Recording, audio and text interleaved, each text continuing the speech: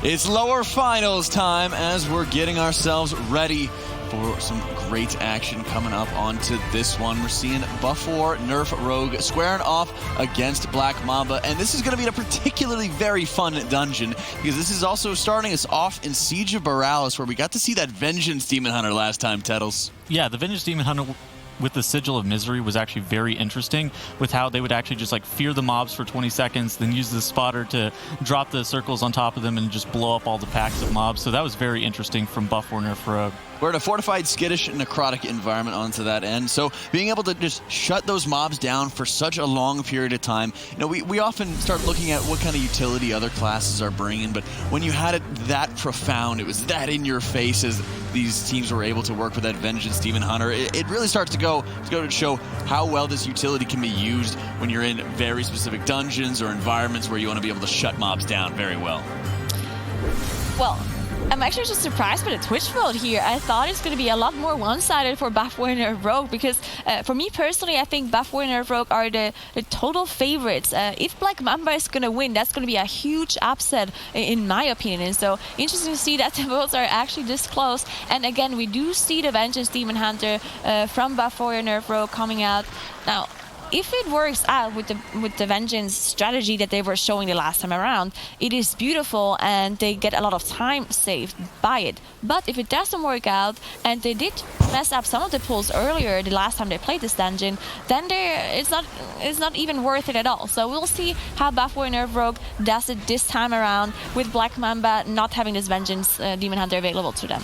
Yeah, I think that was a very generous Twitch vote from Twitch chat. I think they like, I don't know, I feel like there was some bias there and maybe a team name or something because Buff War Nerf Rogue, throughout how they've played in this tournament, has just been way better than Black Mamba.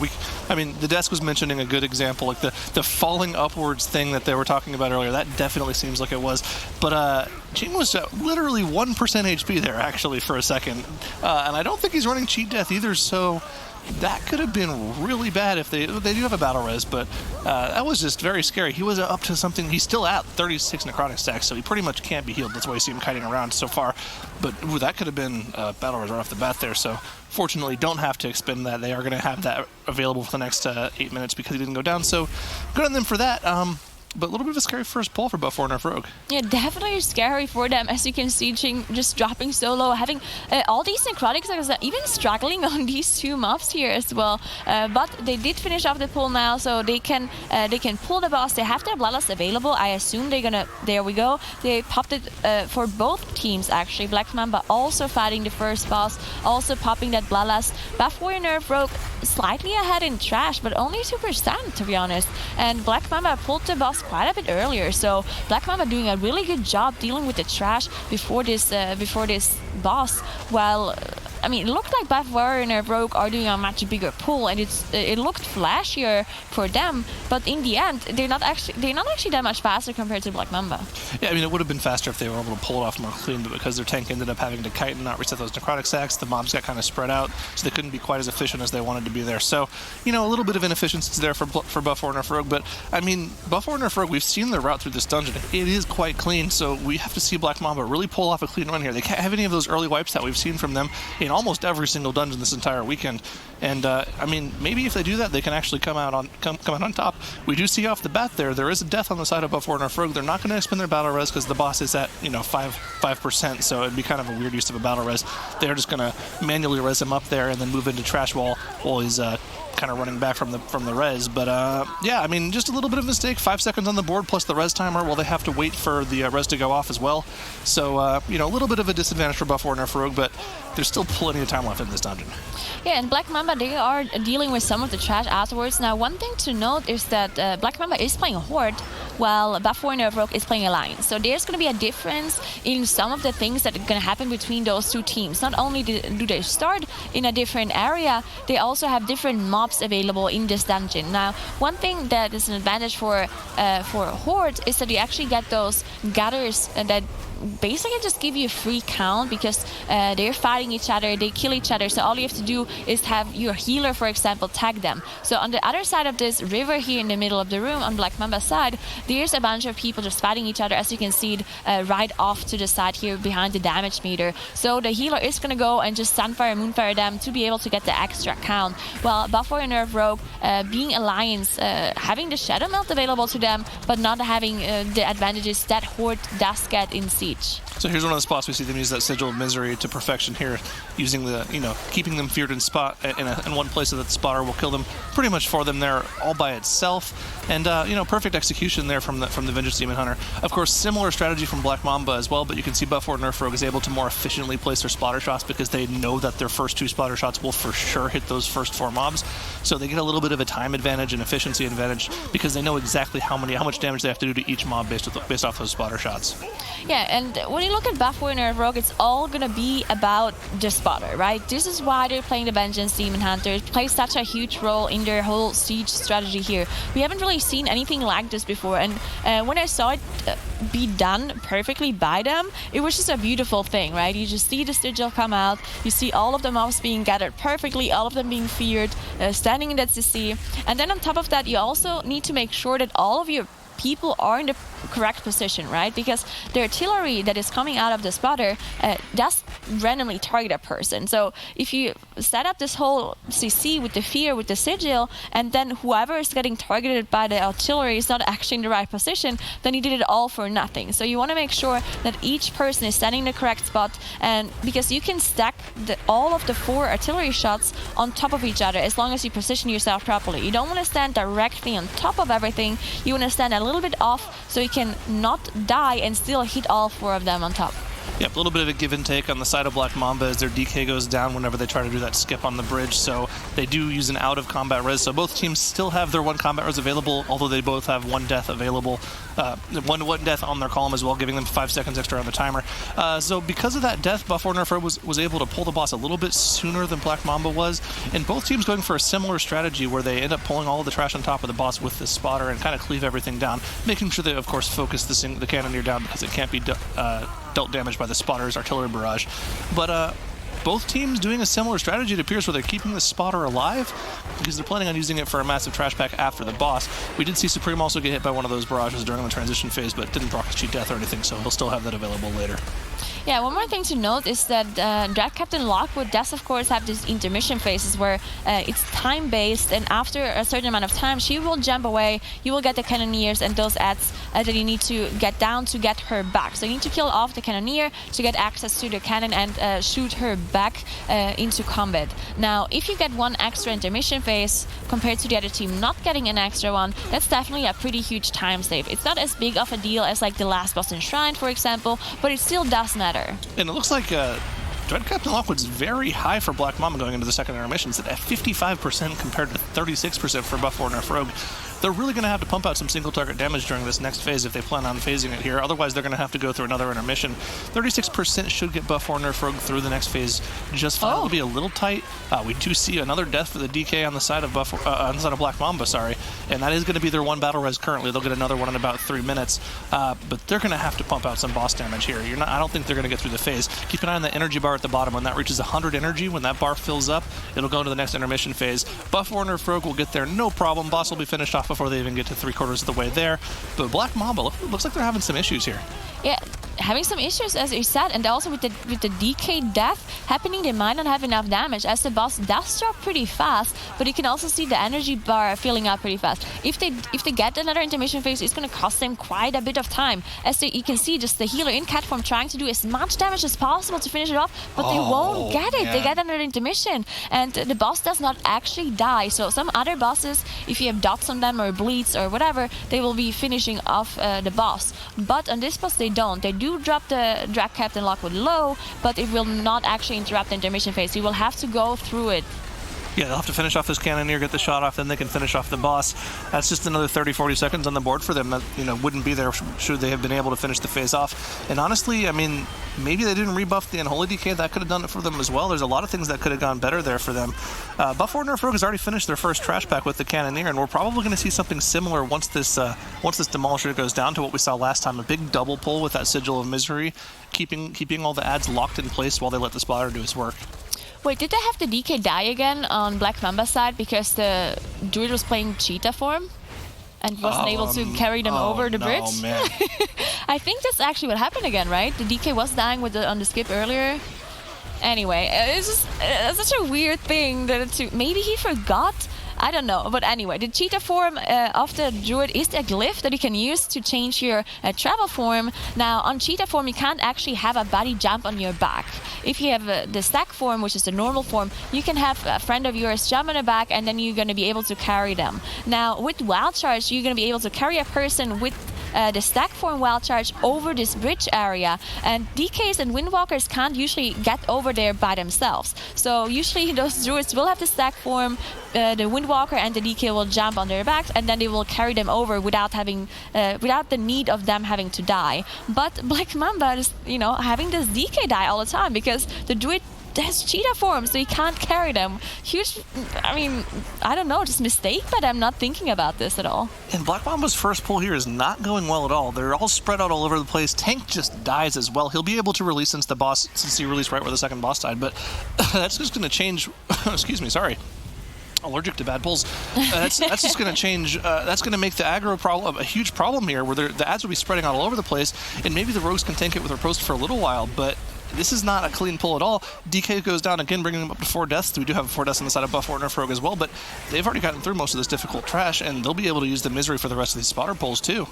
They actually had some trouble here again. So the last time around we saw Buff War Nerf Rogue do this exact same pull. They also struggled with this. They had all the Buccaneers just line up, and then we saw the Sigil come out of the Demon Hunter. It worked perfectly for them up until the point where the Sigil broke or it ran out. I'm not completely sure. Either way, they were not succeed anymore. The artillery did not finish them off, and then we just have those deaths coming out just because of the sheer amount of Buccaneers casting so much CC, so many bananas, just causing so many problems for those melee. But they did manage to finish it off now, so good on them, as they are 63% enemy forces trash now, and Black Mamba is on 52%. So now we're going to see some more of this Vengeance Demon Hunter spotter action happening right here. Yep, they did shadow metal off the trash that just skipped, and like similar to what we saw last time, we're probably going to see double sap, double. We could either see double sap, double blind from the rogues, or we could just see a Sigil of Misery as well for the spotter damage. Both of those work. He's probably saving the Misery for the bigger pull later on afterwards. It does have a pretty significant cooldown, so he's not going to want to use that just yet, but using the single target CC makes a little bit more sense. They're going to let the spotter finish all this trash for them while they keep the Enchanted Emissary away.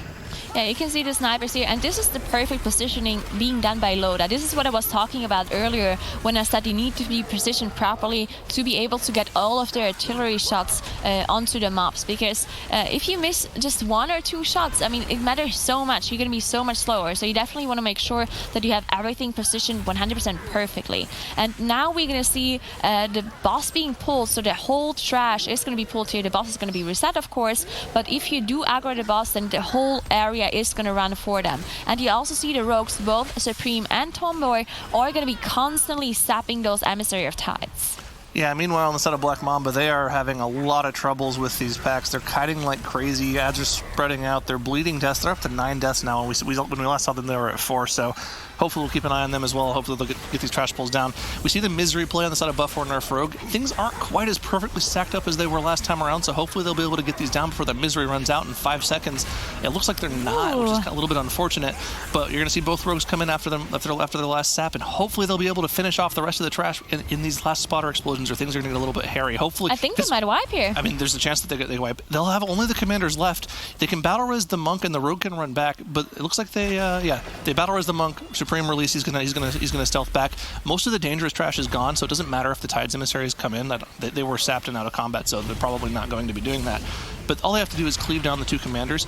Normally what we'd see groups do is they would cleave down the 2 commanders and the 2 Tides emissaries with the spotter and the boss, but like we've mentioned many times, these teams can look at the monitor, they can see that they're pretty significantly ahead in terms of trash percentage and where they are in the dungeon.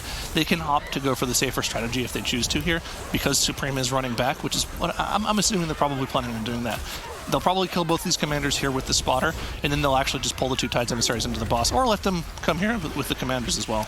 This was very scary by them, to be honest. They did not manage to... okay, so usually what happens here is that they have both Supreme and Tomboy, both of the rogues, they just constantly stab those Emissary of Tides, because of course, if the Emissary of Tides are on top of the pool, then you can't use your Fear Sigil as a Demon Hunter to see them. So you play this pool as 3 men, with only the rest to do it, the Windwalker and the Vengeance Demon Hunters, while the rogues are off CCing. And then you want to have them all stack up perfectly with the Mass Grip Sigil, and then you want to use the Fear to be able to all stack them up, and them just being basically AFK while using their artillery to get them down from the spotter. But they didn't manage to stack them up properly, so they were all spread out. They were trying to get their artillery on top, but it didn't really work out. And then the rogues had to come back because the Sigil ran out, the Fear ran out, and then it almost caused them to have a full team wipe. But they did manage to recover now. Finally, they're gonna pull some more trash here to get the 100% before they engage with the boss. And as you mentioned, they are probably gonna watch the stream, so they know that they're ahead, and they don't have to do any of those risky plays where they pull something on top of the boss anymore. Yeah, meanwhile, on the side of Black Mamba, we had another almost full team wipe. Not quite. They kind of bled out a few deaths. The tank went down, the DK went down, one of the rogues went down, and they had to kind of run back to finish off that last trash pack. So they're now up to 13 deaths. It's another 30 seconds on the board in death counters for Black Mamba over Buff4. So not only are they behind in trash percentage and dungeon progression, but they also have an extra 30 seconds on the board that they'll have to get through should they somehow manage to catch up in dungeon progression. And with this spotter going down, putting Buff4 Nerf Rogue at 100%, I don't really think Black Mamba is going to catch up in dungeon progression at any point here.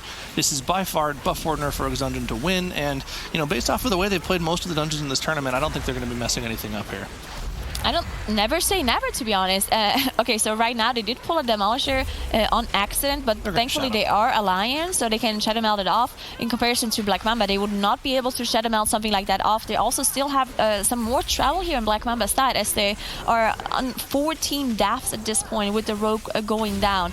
Now, Buff4 Nerf Rogue, we did mention that they probably know they're ahead, so they can play it a little bit safer. They did finish off the spotter, made sure they got the 100%, made sure everything is completely fine before they did engage Dark Fathom here. We did see some teams actually struggle a little bit on the last boss. We saw them get knocked into the water, getting gripped by the tentacle, almost not being able to finish off the gripping. But again, as you mentioned, Buff4 Nerf Rogue just having such a good performance throughout this whole cup here yesterday and today, that I think they're not going to make any of those huge mistakes anymore.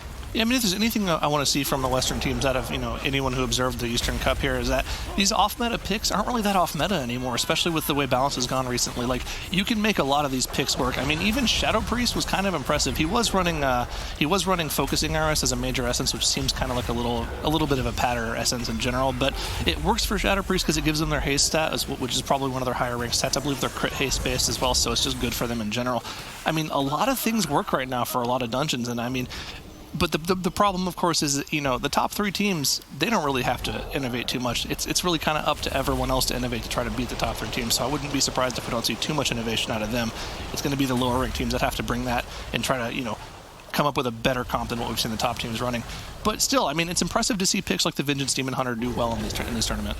Yeah, definitely. I love to see those kind of comp changes in general. Now, I mean, the Rogue problem is probably going to stay this way for quite a while, just because no matter how much you're going to nerf their damage, they still just have this insane amount of utility that they provide, making them so good in those dungeons. And you can't really take their utility just completely away from them. They also need it for stuff like PvP. So it's going to be very difficult to keep rogues in line with any other DPS just because of the sheer amount of utility that they have. And we've just seen it showcased again by Buff4 Nerf Rogue.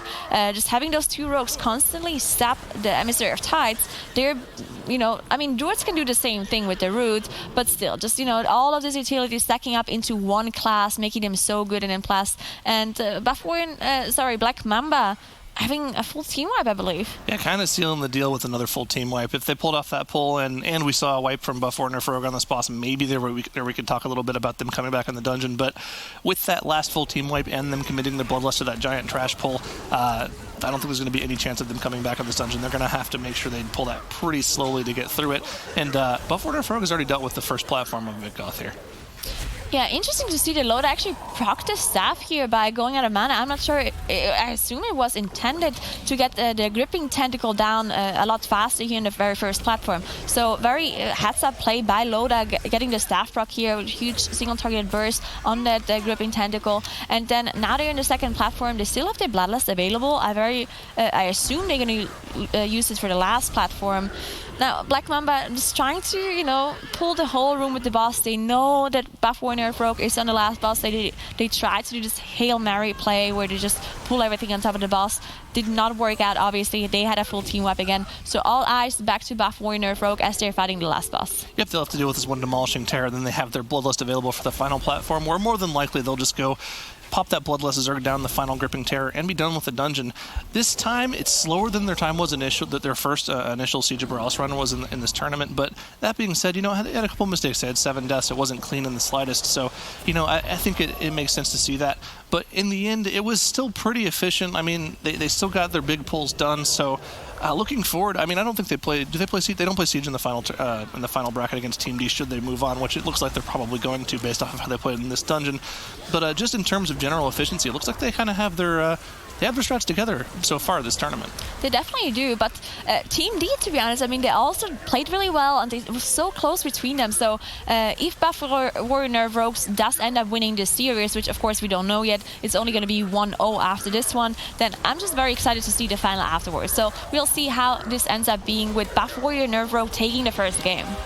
Very good job here by Buff or Nerf Rogue. And as you mentioned, it's ironic, they had some mistakes, they had some issues to start, and they were not as quick as they previously had been, but they showed up, and they definitely took it to Black Mamba there on Boralus and showed how they can best use any of that variety, any of that tank diversity to their advantage there, Tettles. Yeah, just the mob control coming in from the Vengeance Demon Hunter and that Windwalker Monk from Buff or Nerf Rogue was actually spectacular from them. While they did have a couple issues in the middle of the dungeon, they were actually able to catch up by it. So something that was actually super cool from Buff or Nerf Rogue is they use that Ring of Peace to knock that Emissary of the Tides out of the pack, and it doesn't actually social unless it's it doesn't actually pull with the pack, so you need to, if you actually do knock it out with the Ring of Peace, you can actually pull the whole entire pack away from it. Black Mamba actually elected to kill their spotter there, while Buff or Nerf Rogue, as you can actually see, ends up keeping that spotter alive after Lockwood. And after the spotter is kept alive, then of course they do end up pulling it into these Buccaneers, trying to use it to nuke down the pack with the spotter, but they ended up having just some sporadic deaths because they ended up engaging the Buccaneers just a little bit too early, and whenever the spits from the Buccaneers ended up coming out, it would end up causing some deaths. Buff or Nerf Rogue also had some issues with Sigil of Change plus Ring of Peace placement, as you did see there. Yeah, so the Sigil of Change would grip the mobs into the ring, and it would just knock them straight back. But fortunately enough, the Misery was actually a large enough range to where it feared most of the pack. So Buff or Nerf Rogue, not a flawless run by any means, but at the same time, it was significantly better than what we did see from Black Mamba. Most certainly, and Black Mamba on the other hand is going to really need to improve because the Motherlode's coming up, and that has had some particularly nasty affixes that have destroyed teams previously. So this is the one that you voted for, Twitter and Twitch chat, so you're not going to want to miss this one on the other side of this break. Buff or Nerf Rogue is up 1 game as we're getting into our second round here on our weekly viewer voted affix combination. You guys have chosen what you want these teams to be playing on, and it's going to be the Motherlode with Fortified Beguiling. You also chose Explosive and Necrotic this week, and we've been making this nice regular tradition, but we haven't gotten Bolstering yet, Zyronic. You guys have been pretty nice so far. They keep voting for Explosive, which is kind of one of those two evil ones. Yeah. Explosive and Bolstering are definitely the two slowest affixes in the MDI, but I feel like Bolstering is just a little bit more evil, especially in Motherlode. I agree. I was going to say, especially in Motherlode, there's so much health differences. There's just massive differences, especially when everybody wants to be pulling those massive Peacekeepers for extra percent. And Sloot mentioned it a bunch of times here, Titles, when they're pulling lots of those Peacekeepers at once, sometimes there's kind of a point where there's too many, especially when you have Necrotic and you can never face tank any of it. Yeah, in addition to that, at the Explosive, if the pack ends up getting separated into 2 fragments, then it can actually be very dangerous because for what we saw from Team Hypers, they actually ended up like separating the pack into 2 points, and then they had like explosives spawning in both separate packs, and they weren't actually able to kill it. It ended up wiping the group and was pretty detrimental. So making sure that you pull appropriately sized packs whenever you are in this necrotic explosive Motherlode setting is very important for them. And we've seen the line of sight also becoming incredibly important with that first room in the middle. Once you kind of get into that roundabout there, Nagura, we've seen a lot of teams just trying to be able to round everything up into there so that they actually can have some room to work with. What do you think in terms of the tanks? I mean, Buff Warrior Nerf Rogue probably going to be going back to the Warrior, not running with that Vengeance Demon Hunter. That way they'll more easily be able to run through this. Very likely to see just Proud Warriors from both teams. I think the only time we saw a different tank was one monk that we saw in Motherlode.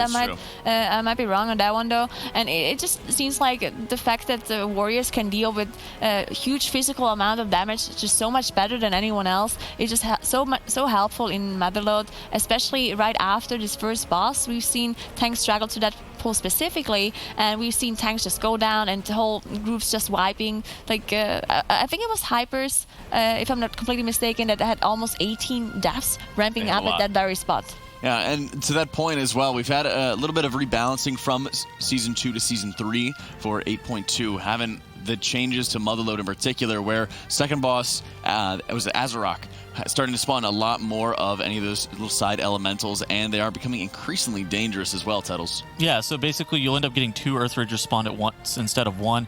So previously Azarok was just like, once you ended up killing 4 of those Earth Ragers, it was kind of just sailing. Yeah, it was just a patchwork fight. You just end up DPSing the boss and you're good to go. And you don't really get a lot of smooth sailing, do you, Tettles? Usually you're kind of sinking. Okay, I see how it is. That's right. Would you say the ship is sinking? I'll never forget. Well. MDI competitor Tettles, captain of sinking ship there. Don't worry. little under the weather reference for you under that one. It's ironic. I was surprised that you didn't go into a mega snipe him. Ooh, look at the warrior. Hey, bringing back that Fury Warrior. What do you think about that one? Yeah. Yeah, okay. not a Vulcan. So Nagura goes, eh.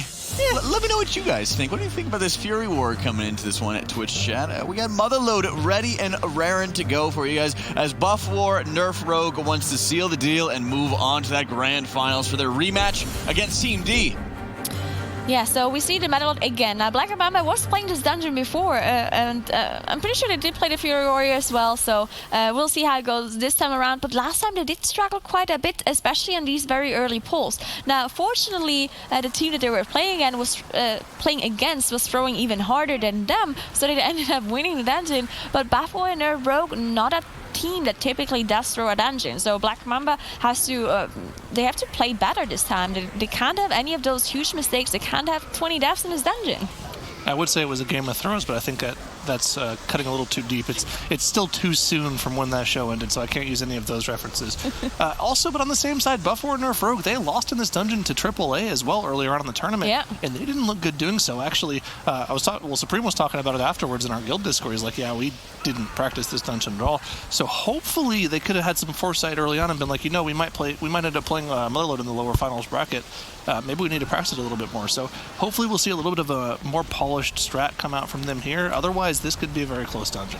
Yeah, and also a thing to note, if they didn't practice this dungeon at all, there's one thing that could have happened. Buff Warrior Nerf Rogue, they know that they almost beat Team D, right? So they know that they're really good. And they saw Black Mamba maybe underperforming a lot of those dungeons, having those huge amount of deaths. So maybe they were saying, you know what, let's just not practice Motherlode because we're going to be playing against Black Mamba. We know how to play Siege and Atal, which are the other 2 dungeons in this series. So let's just, not focus on Motherlode because if you go into the lower bracket in the upper final match that we saw before between Team D and Buff Warrior Nerf Rogue, then you have to play 2 back-to-back games if you win this one, right? So if Buff Warrior Nerf Rogue wins this one, they have to immediately play Team D afterwards. So they might have chosen to prepare for the final instead of preparing against Black Mamba here. Yeah, and we did, like you mentioned, we have seen both Siege and Atal'Dazar from Buff Warrior Nerf Rogue. They were also the first 2 maps that they played in their very first round as well. So we know that they have pretty solid maps in those 2. So maybe you're 100% right. Maybe they're like, well, We can win those 2 maps, so we don't have to worry about Motherlode too much. We'll play it. We'll see what happens. And if we lose it, so what? We should win the other 2 maps. It's definitely a very real possibility. I mean, that kind of reminds me of what the MDI kind of meta was last year. Yeah. It was, okay, let's practice the heck out of the first map, and as long as we win the first map, we can win our 3rd pick, because we get to pick our 3rd map, and whatever they pick for the 2nd map, doesn't matter if they win it, because we should always win our pick. That reminds me a lot of that meta, kind of a little bit. Yeah, definitely. We had so many 3-game series with that meta, with the losing team being able to pick the dungeon and being able to pick an affix even as well. So definitely a difference with this format here. Most of the teams going 2-0 even. We don't see a lot of a 3-game series at all this time around. But both Bat Warrior and Black Mamba are at the same trash percentage at this point, right? Both 21%, 0 deaths, so both pretty clean at this point. And of course, both of the teams went back to Alliance as well.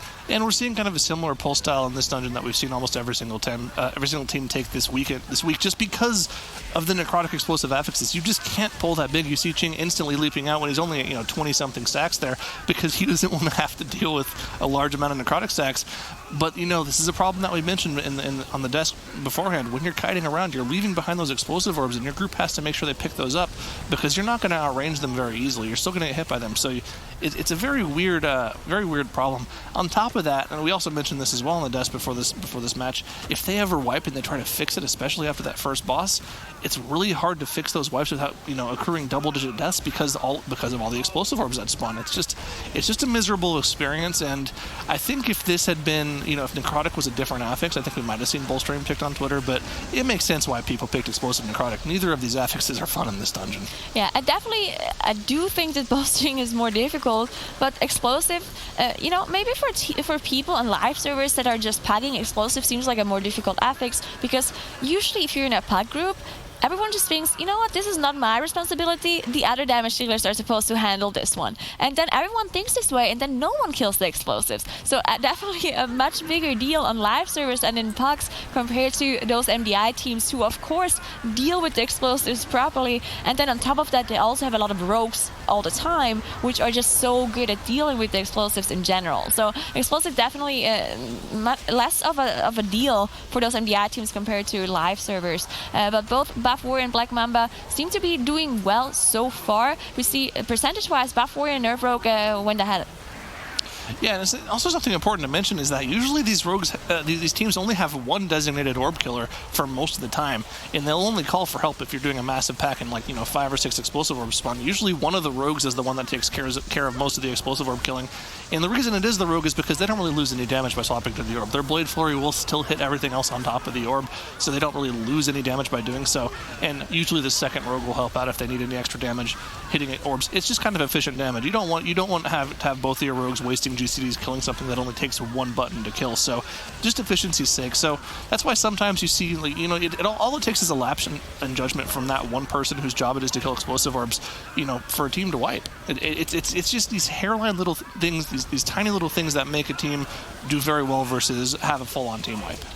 I remember the Holy Paladin meta in Legion where Holy Paladins would just kill all of the explosives themselves and the damage dealer wouldn't have to care about them at all, which was really good for all of them DI teams because we all know healer brains are much bigger than DPS brains, so explosives never went off and killed the group. So well done by the healers in Legion. Good job, Holy Paladins. Unfortunately, we don't see any, or at least not many Holy Paladins this time around in BFA. We saw one last time around, didn't do so well, but hopefully we can see some more healer diversity in the future. We saw some Mistweaver play earlier as well, which ended up working really well. So hopefully something like that in the future too. Wait a minute, that's not how it was in my team. In my team, the Fire Mage killed them. Are you telling me my healer was lazy? Yeah, that's exactly what I'm saying. Yo, Lucy, actually. where are you? What do you have to say for yourself? He was playing Resta Druid, not Holy Paladin, so it makes a little bit of sense. Yeah. So.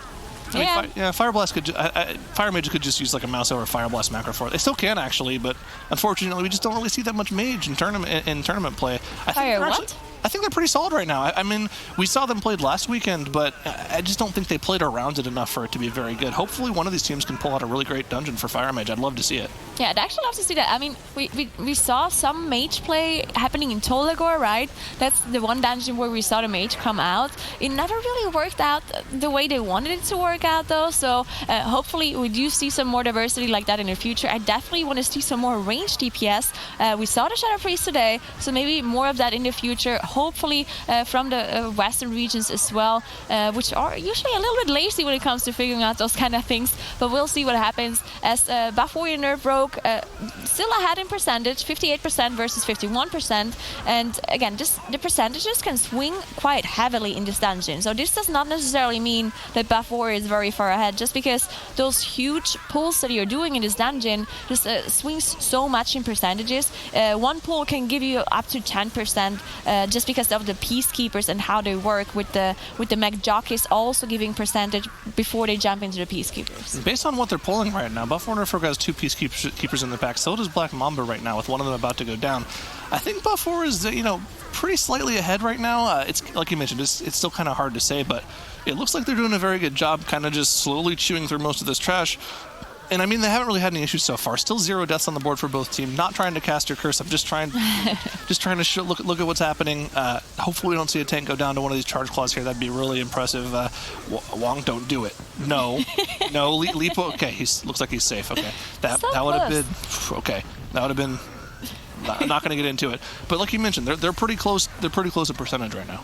Yeah, we see Buff Warrior Nerf Rogue, they do have their Bloodlust ready soon. Actually, both teams do, as both of them did pop their very first Bloodlust on the first trash pull in this dungeon. So they will have their Bloodlust available in 1 minute and approximately 40 seconds. So once the Bloodlust is ready, I assume both of those teams are going to be engaging the boss just so they can get the Bloodlust on Crab Hamler here, which, this boss is pretty efficient to use the Bloodlust on, because if you throw the bombs on top of him, then he will get a damage taken increase. So having that Bloodlust on top just is very efficient. But Buff Warrior Nerf Rogue heard me and they want to disagree, so they're pulling the boss with still 1 minute and 10 seconds left on Bloodlust, meaning they're probably not going to use it here. Correct me if I'm wrong, didn't Supreme play Unholy Decay in this Motherlode, in their last Motherlode when they played against AAA? I'm pretty sure he did. I don't remember. I'm pretty sure he did. So interesting to see them come up with a different strat. Like, okay, timeout. On the other side,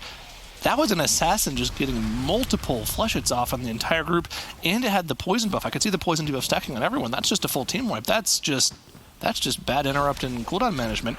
But it does make sense. Usually we have teams kind of assigning a rogue to each of the assassins, and when you only have one rogue and it's that one person's singular job to do it, and they have to focus on killing explosives, which is probably the rogue's job in this group too. I mean, he's probably getting very overloaded with responsibilities in this group. So I mean, it sucks to see a full team wipe come out of them there, but it does kind of make sense why they would have a wipe like that. It's actually okay, so I kind of want to know why Black Mamba is running this Fury Warrior in this dungeon specifically, because we know that they can play rogues, right? They can play DKs, they can play other things. So why play the Fury Warrior in this very specific dungeon? I mean, I haven't really paid attention to the damage meter too much. I haven't been staring at it this whole time, so I'm not completely sure if maybe he pops off on those certain pulls, or maybe there's something that he does later on in the dungeon. But utility-wise, Fury Warrior doesn't really bring anything, right? Compared to, I mean, you already have a warrior in your group after all from the prod, so I don't think there's anything very special that he can do. So I wonder what the reason is behind this. So this is the pull where Buff Warrior Nerf Rogue had their big problem here last time. Their tank got up to about 45 stacks in necrotic, instantly went down. They couldn't kill off the Void Touch Emissary in time. It looks like they pulled 3 less mobs, but their monk does instantly go down to that first Void Touch Emissary explosion, and that might cause them to not kill this before the second hide. They're going to have to make sure they have every cooldown available here. The tank's at 37 necrotic stacks. He's going to have to kite. They have the Ring of Peace down, but the tank does go down, and this is the problem we were talking about earlier. They're going to have to somehow put this pull back together. I don't know what to say. This is going to be very difficult. They can try LOSing. They have to full LOS until they get into their LOS, and then they somehow have to make sure they can deal with any explosives that spawn from here to the LOS spot around that corner. If they can deal with the explosives, they can put this pull together somehow, but this is still going to be very difficult to pull off. Oh, this is the exact same thing that happened earlier, just having this pull that they're doing. I really do not understand why they're going through this risky pull with the Void Touch Emissary if you can just avoid the Emissary and just walk past it without pulling it. Maybe they just didn't find the percentage otherwise in the dungeon, but lots of teams just walked by the Void Touch Emissary and ended up getting enough percentage anyway. So I just do not agree with this pull. This seems way too dangerous, just having this Void Touch Emissary, and the Emissary needs to die so quickly, so which makes it so much more difficult, even though you do have the Bloodlust, but you also have explosives all over the place, right? So someone needs to deal with the explosives, and whoever that person is, they might not be able to do as much damage to the Void Touch Emissary as they're supposed to. And then on top of that, you have the tank, which just needs to try and stay alive, so the tank can't do as much damage, and the healer needs to heal. Then you basically only have 2 damage dealers who are trying to deal with this Void Touch Emissary, and even just getting a second cast off meant that one person died. I believe it was Marito who died. Yeah, I mean, the monk is probably the worst person to die, because he probably hits his Touch of Death on the Void Touch Emissary to make sure it dies, and he probably died in the Touch of Death, meaning the damage wouldn't go off, and they lost a lot of their single target focus damage on the Emissary, meaning the second cast went off. Also, Jing dropping very low to that Rock Lance, and then Necrotic is ticking on. He's got 25 sacks of that. He does have HOTS, so he probably won't go down, but that's just still spooky to see. He has the Necrotic off, so he can be healed now. Just a little spooky as well. As long as they deal with the explosive from these trickling mobs, they'll be fine, but everything's low enough to where it looks like they have this under control. I was going to say credit where credit's due. It looked like they cut down on the pull. They left the 3 mobs in the back on their own. They didn't deal with the patrol either. I mean, this could have been a thing that, normally it goes okay in practice, but, just something went wrong on stream again. There's nothing you can do about that. To be honest, I think they literally just did not put a lot of practice into this dungeon at this point, because let's be honest here, when you compare the other dungeons from Buff Warrior of Rogue, their strategy and their execution in those other dungeons was just so much better compared to what they're showing in this Motherlode. So maybe it really is true that they were just not putting enough time into Motherlode, and they're just trying to go through it as best as they can. Now, they did recover pretty well. I mean, they do have 8 deaths on the board, right? But if you compare it to some other teams that had 16 or even more deaths on this very specific wipe, they did recover quite well. So kudos for them to recover and be able to finish off this pull without having 20 or more wipes. So at this point, they're still, I would say they're still ahead to Black Mamba. They do have 2 more deaths, so it's definitely a lot closer this time around. Never mind, 1 more death. But yeah, Black Mamba catching up a little bit. Looks like Black Mamba's opting to go for the safer pull where they don't deal with the Void Touch Emissary at all. I think my favorite iteration of the strategy that I saw from any teams, one of the Western teams used a rogue to pull the 3 mobs next to the Void Touch Emissary, pulled it around the corner. Once the tank had aggro, they vanished off the aggro of the Void Touch Emissary. Then they just pulled everything else, completely ignoring the Void Touch Emissary. That's my favorite iteration. They cleaved those 3 mobs with the boss, by the way. They didn't just kill them on their own, so it was pretty efficient in general. I mean, I haven't yet seen something that's more efficient than that, other than actually pulling off this Void Touch Emissary pull that we've seen them wipe to twice now. I don't think we're going to see very many teams attempt that, because it just looks dangerous in general, and it's probably not the best strategy to do. So, especially after wiping to it twice this week, they'll probably go back to the books and try to figure something new out. Trash count for them, I don't think this is going to get them to 100%. It's going to get them pretty close, though. I mean, I could be mistaken. I could just be, a caster that doesn't know what they're talking about. But, sometimes you just got to make things up, Nikura. Did you even do a +10 key on live servers, Cyro, at this point? I mean, I don't know. Do you even map? Normally when you do a group and someone does a Motherlode key, you kind of put that in the back of your mind and you go do the Ataldazar or the Freehold, the easy keys or the Toldagor. Okay, I was right. I made it up, but I didn't make it up. 97%. We did it. You're right, though. Motherlode is one of those keys, especially if you have bad affixes for it. You're just like, you know what? Let's not do that. Let's do a better key. Especially if you get stuff like explosive, bolstering, necrotic. Those kind of affixes make Motherlode just so difficult. And this is why even those MDI teams are struggling. Of course, those MDI teams are pulling a lot bigger than you would in a pug or on live servers. So that's just even increasing the difficulty even more for those teams. As you see, Black Mamba still struggling with those packs that we saw Buff Warrior and Rogue struggle with earlier. And you can just see those teams, once Wong or once the tank needs to start kiting, everything just falling apart just because the mobs are spreading out, you have this area of denials, the bombs on the floor, and if you miss one interrupt, someone can just get one-shot at this point, especially with explosives spawning all over the place as well. So Black Mamba did manage to finish it off now, but at this point they're on 13 deaths. And 2 minutes ago, I said that they're on 6 deaths. So they acquired 7 deaths here just on this trash pack alone. Did they warp time? I mean, if you get more than 12 deaths in less than a minute, do you Okay, never mind. It's too late for this kind of stuff. Azarok at 20% for Buff War Nerf Rogue. They do have the final 2 Earth Ragers spawn for them, but they're just not going to deal with them. They're going to piece them away. They're focusing the boss down. They don't care about those at all, even if they're empowered. You know, they got their Ursul's Vortex down. They're good to go. Also, even if they really want to, they're both fixated on Tomboy. He can kind of just vanish them off or do something else. He can run off into the corner and let the other DPS deal with the boss. So Azarok will be going down for Buff War Nerf Rogue.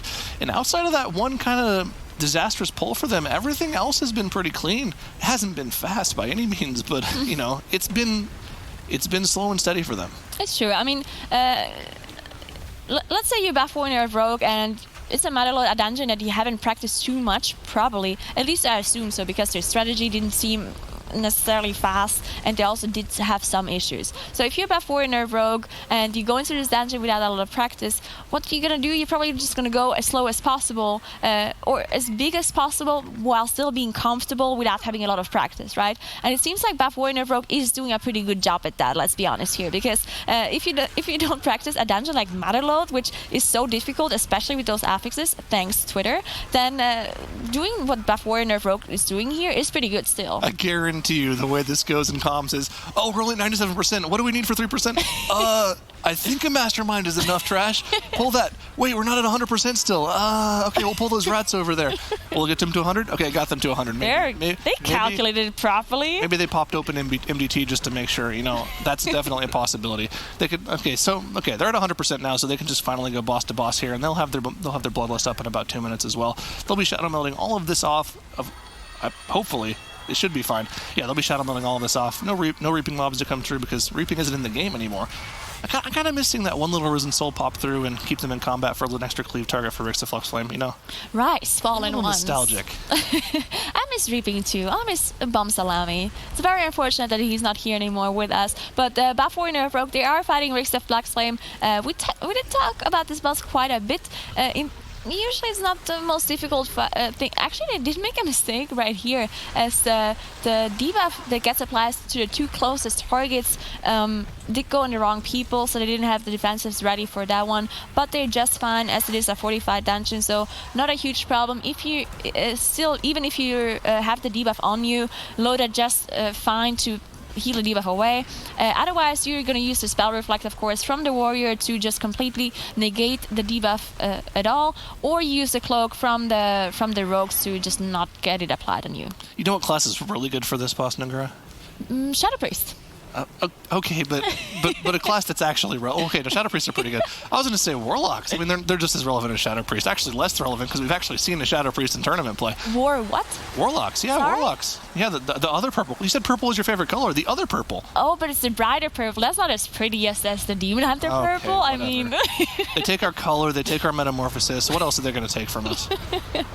I'm a big fan of Warlocks, to be honest, just because they have all those very beautiful animations, and I feel like other classes did get robbed from the animations that Warlock has. I feel like Warlock has way too many good things. I mean, they might not be good at M+, but they look really cool. And they're always good in raids, like always good in raids. That is true. So, you know, they've got that going for them. I kind of miss the old days of Legion M+, where you could just throw on the slow ring and then just be completely relevant always. That was really fun. I remember. I almost forgot about that. Not OP at all, slow ring. And the whole kiting strategy, I remember. It's pretty skill-based, honestly. Definitely. How to just jump in and the tank just runs away and none of the mobs do anything. And that was a really good strategy for tanks too. They definitely loved that strategy, especially because they didn't do anything other than running away. So I definitely heard about that one before. From now, for example, did love the kiting strategy. Now, Buff War Nerf Rogue, let's go back to this dungeon, as they're very far ahead. They are on the last boss. They have the 100% enemy forces. All they have to do now is finish off this last boss. They also have a Bloodlust available, so it really should not be a big deal. None of the affixes are going to affect this boss, since we have fortified. Necrotic does affect it a little bit, but usually this boss does do a lot of casting, like the Gatling gun you can see right now. So lots of time for the tank to reset the necrotic stacks, and there's not that many that's happening here either, except in the intermission phase, so explosive not going to be a deal as well. This kind of reminds me, this boss reminds me a lot of all of the bosses they put the ready for rating achievements on. I don't think there was one for this, right? It seems like it's a missed opportunity. It would have been like ready for rating 6 or something, where don't get hit by any of the boss's abilities, because this is definitely one of those bosses. All of the abilities are pretty much ground mechanics that you can easily dodge. Unless you are the only, healer / range person in the group, you'll always get targeted by the missile, unfortunately, which is why you see the healer pre-moving out for that. But other than that, dodge the spots on the ground, dodge the Gatling gun, everything is dodgeable. So seems like it's perfect for that kind of achievement. Come on, Blizzard, you should have put that in. I agree. Blizzard. We can add it in right now. Hey, Zyro. I didn't mean hey, to Jack, we're still casting, okay? I mean, I just want to hop in 1 second here, because that's literally the achievement. Oh, it is? Is it actually on there? Okay, hey, it's late. They lack critical information. It's 4 a.m., come on. I didn't know it was actually part of it. Oh, that's fine, okay. Keep doing your thing. Keep doing your thing. All right, we're casting. Back to the casting. Now I know who didn't get the achievement. How about you cast for us, Jack? Come, cast the final. All right, through the intermission for Buff or Nerf Rogue, just dealing off with the final Sky Scorcher. He's the host. I'm the caster, Jack, Nagura. cast it. I'm the caster. They have one more pillar to get through. To get through the intermission phase. And the Bloodlust is popped for them. I mean, they're pretty firmly in the lead right now. Black Mamba just now finishing off the third boss, so this should be a quick 2-0 for Buff or Nerf Rogue. And like we mentioned, they probably don't have that much practice in this dungeon. It's the fact that they didn't practice this dungeon very much, but they are still winning the dungeon against Black Mamba kind of shows, how good of a team they are. And hopefully our next series between Buff or Nerf Rogue and Team D is going to be as good as the previous upper finals was, because that was a fantastic series to watch. Yeah, I mean, I don't know what to say about this series anymore, because Buff or Nerf Rogue is really on another level compared to Black Mamba, because as you mentioned, just not practicing for this and still 2-0ing Black Mamba. I don't know. I'm just very excited to watch the final Buff or Nerf Rogue versus Team D coming up. Sorry, but... You know what I'm excited for? To get back to this desk segment so we can start talking about achievements, my friend. Hey, I'm not an achievement hunter. I've only got like 9,000 achievement points after all these years, so don't look at me. Over 9,000 onto that one. It might be the ties, Tattles, you knew about the achievement, right? Just nod your head. You did, yeah. He does not. Good. Stop lying. I was thinking about it as I was walking up to the desk and you guys just mentioned it. I was like, I think it is. And then I just pulled up chat on my phone and it was like, the spam, the wall. Of course. Buff or Nerf Rogue is going to be taking that 2-0 sweep, and they will be rejoining Team D in that grand finals. But let's talk about that Motherlode there, Mr. Tattles. Outside of them earning their Ready for Rating achievement, what do you think was going well, and what was horrible about that run? There were some rough spots. Yeah, so I think the beginning of the dungeon for both teams was actually pretty smooth. Of course, then Black Mamba ended up having just a few issues towards the middle of the dungeon with the assassin, with the hail of flechettes ended up going off. But like their opening pull with this Bloodlust was showing why the Death Knight is actually so powerful. The Death Knight and the Fury Warrior are actually doing just an insane amount of damage, and they were actually doing a good job of pulling around it. Whereas Buff or Nerf Rogue kind of taking a little bit slower, making sure the Emissary of the Tides is, of course, rooted out on the side of the pack here, just making sure that all the mobs are able to be kicked, because if the Refreshment Vendor has protected cast, then that would actually be detrimental. And here's where it actually starts going bad for Black Mamba. The assassin doesn't get like the hail of flechettes, either like gouged, knocked, gripped, anything like that, because whenever it is actually able to be canceled, then you're actually taking significantly reduced damage. And then basically once that big major mistake from Black Mamba happened, Buff or Nerf Rogue was pretty much securely in the driver's seat, and they of course did take down Rix of Flux Flame and Mogul Razdunk significantly before Black Mamba even had the opportunity to. But they had no chance at that point. They continue to just widen their lead. And in particular, we've seen that Void Emissary coming out all the time, that pull right after the crowd-operated, the coin-operated crowd pummeler in particular there, Tettles, that's just been so commonly horrible of a pull. Yeah, it's so dangerous on the explosive, plus it's the Void Emissary, plus there's Necrotic. So basically your tank will have to like frantically look to kite if the pack ends up lasting too long. And then if the pack ends up getting spread, like it actually does end up happening for Buff or Nerf Rogue because of Marito actually going down, it can be so dangerous. So yeah, we can actually watch that in the analyst clip. Basically it just becomes... It's a cascading effect just because of how Marito doesn't end up having his karma available because of coin-operated crowd pummeler. Well, we're about to get into our nice little Okay, so here it is. There it so is. yeah, you can actually see beneath Marito's frame, he actually doesn't have that Touch of Karma available, and he ends up getting just like incidentally cleaved down and killed by the first Queen's Decree from that, or the second Queen's Decree from that Void Emissary. And then basically once that ends up happening, the pack is pretty much over. Marito ends up like running back and trying to Ring of Peace to make sure the mobs are close together, but it just becomes like an issue of there's too many explosives going off with not enough damage to be able to look to kill them. You actually see Supreme and Tomboy trying to clean up the rest of the pack, but this pack seems like it's overly aggressive for what it actually ends up gaining you in terms of time. I feel like you could actually just like take this part of the dungeon just a little bit slower, and you would actually be better off time-wise. Or just skip it completely and get it out of the way. Yeah, and run all the way around with it. But before, Nerf Rogue is going to be going into the grand finals and will be meeting Team D.